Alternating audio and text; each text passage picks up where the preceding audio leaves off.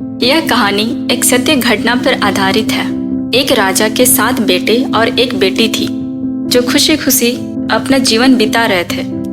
7 भाई बहनों में एक लौती बहन बहुत ही आज्ञाकारी और शांत स्वभाव की थी। 7 भाइयों में बड़े भाई की शादी हो चुकी थी और सबसे छोटा भाई एक आंख से अंधा था।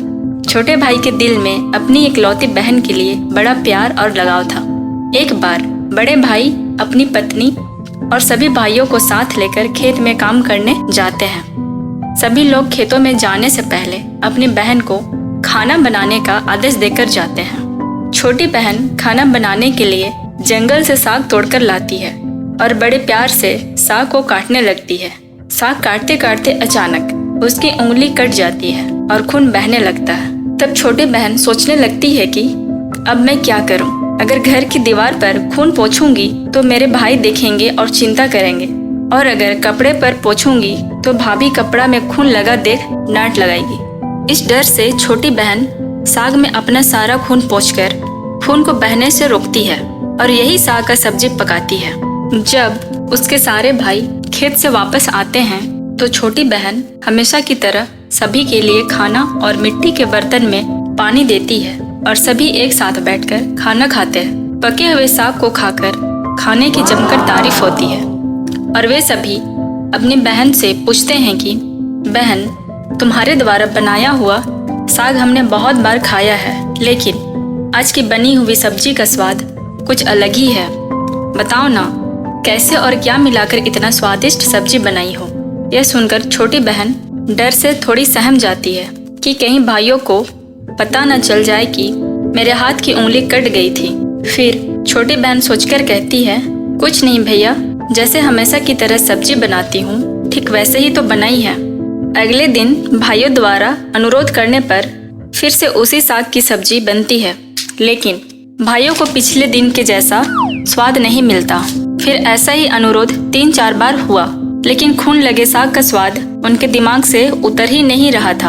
असलियत जानने के लिए 7 भाई और भाभी ने पहले दिन के जैसा खाना बनाने का तरीका जानने की जिद करने लगे। मजबूरन छोटे बहन को सारी घटना बतलानी पड़ी। सच्चाई मालूम होने पर 5वां भाई, जो बहुत ही स्वार्थी था, उसने बाकी भाइयों से कहा, बहन का खून इतना स्वादिष्ट है तो इसका मांस कितना स्वादिष्ट होगा। यह कहकर सभी भाइयों में चर्चा होने लगी। सबसे छोटा भाई को छोड़कर बाकी भाइयों ने छोटी बहन को मारकर उसके मांस खाने को राजी हो गए। मांस खाने की सोचकर उन सभी के मुंह से लाल टपकने लगा। स्वादिष्ट खाना खाने के लिए वे कितना लालची बन गए, इसका आभास छोटी बहन को हो चुका था। किस प्रकार उसके भाई उसकी मांस खाने की लालसा रखते हैं। एक दिन 7 भाई शिकार खेलने के बहाने अपनी बहन को घने जंगल लेके जाते हैं, जहाँ केंद के पेड़ पर बने मचान के नीचे पहुँचते हैं और अपनी बहन को झूठ बोलकर उस मचान में चढ़ने के लिए बोलते हैं कि इस मचान पर जंगली जानवर तुम पर हमला नहीं कर पाएंगे। इस प्रकार सभी भाई अपने बहन को मचान में बैठाकर अपना अपना धनुष लेकर शिकार करने का ढोंग करने चले जाते हैं। तब छोटी बहन को पूरा आभास हो चुका था कि आज उनकी आखिरी दिन है, लेकिन वह चाहती थी कि उनके भाइयों की इच्छा पूरी हो, इसलिए भी वो मचान में चुपचाप जाकर बैठ जाती है। फिर सभी भाई मचान से कुछ दूरी पर स्थित टोंगरी पर अपने अपने धनुष बाण के साथ पहुंचते हैं और एक चट्टान पर बारी बारी से अपने तीर को तेज धार करते हैं। टोंगरी के ऊपर सबसे पहले बड़ा भाई अपने तीर को चट्टान से धार करता है और अपनी बहन पर निशाना लगाकर तीर चलाता है। तभी छोटी बहन पूरी बात को समझ जाती है कि भाइयों का क्या इरादा है और गीत गाने लगती है। बिंदु दादा बिंदु रे छाती टैंग टैंग, यानी जान से मारना है दादा साहब तो तीर को सीधे मेरी छाती पर वार करो, इधर उधर क्यों तीर चला रहे हो। फिर सभी भाई बारी बारी से तीर के धार को तेज करते हैं और छोटी बहन में निशाना लगाकर तीर चलाते हैं।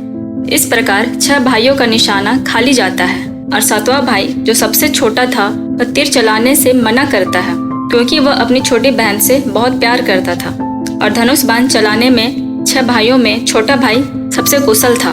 छोटी बहन जानती थी कि उनके 7 भाइयों में सबसे छोटा भाई बाकियों की तरह स्वार्थी नहीं है।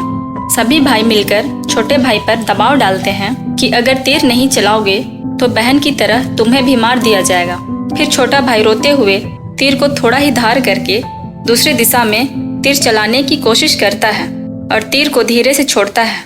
छोटी बहन हर बार की तरह इस बार भी गीत गाती है, बिंदु दादा बिंदु रे छाती ताइंग ताइंग। इतने में छोटे भाई का तीर सीधे छोटी बहन के सीने में लग जाती है और छोटी बहन की आत्मा उसके शरीर से अलग हो जाती है और उसकी आत्मा वही जगह भटकने लगती है।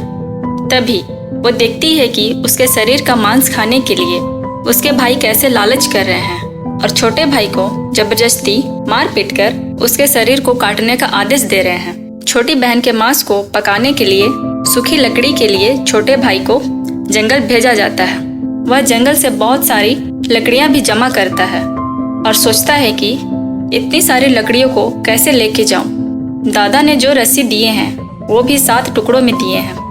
उन्हें जोड़ने पर भी यह रस्सी इन लकड़ियों को ठीक से बांध नहीं सकता। ऐसे सोचते करते बहुत देर हो जाती है और देर होने के कारण वह डर से रोने लगता है। वह अपनी बहन को भी याद करके जोर जोर से रोने लगता है।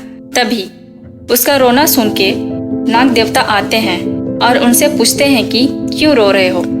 वह इधर उधर देखता है पर कोई नजर नहीं आता। फिर छोटे भाई को नाग देवता दिखाई देते हैं और छोटा भाई नाग देवता को पूरी कहानी बतलाकर रोने लगता है।